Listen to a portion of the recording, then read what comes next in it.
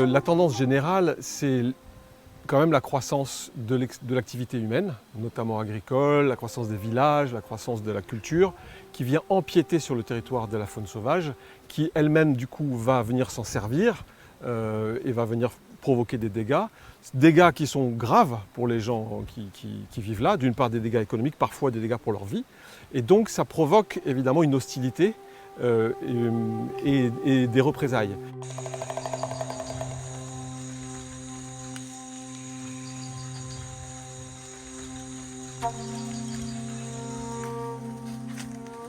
Ils ont cassé un peu tout là. Apparemment, nous sommes à bout de souffle. On ne sait pas comment on va faire. Parce qu'avec ces plantains, on vendait, on parvenait à joindre un peu, à joindre le bout. Ils sont venus dévaster. Maintenant, il faut recommencer tout à zéro. Ils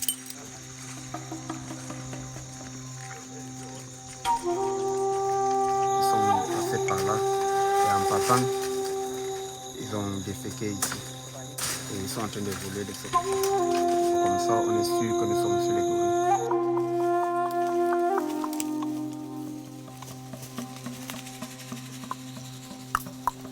Si par exemple le mâle dominant à la présence des hommes, il charge, on note tout de suite qu'il n'accepte pas les hommes. Mais si lorsque les membres de l'équipe de suivi se présentent et qu'ils continuent à vaquer normalement à ses occupations, à leur occupation quotidienne, c'est-à-dire ils mangent, ils jouent, ils font leur nid et dorment, sans que la présence n'inquiète le groupe de gorilles, en ce moment-là, on peut estimer que le groupe est habitué.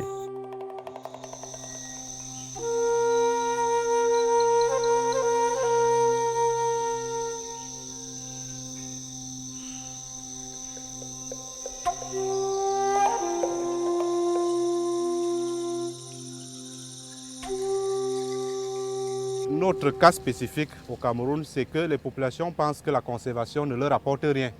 Il faut vraiment apporter un équilibre pour que les populations comprennent qu'en conservant, on peut également se développer.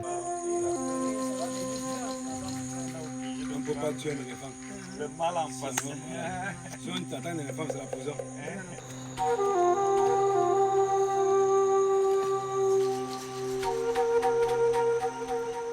On a commencé par voiture, on a ensuite entamé par moto et puis on a fini à pied.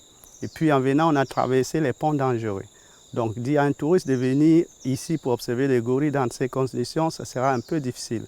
Il faut des infrastructures d'accueil. Et à côté de là aussi, il faut qu'on définisse comment est-ce que l'argent généré par le tourisme de gorilles sera redistribué.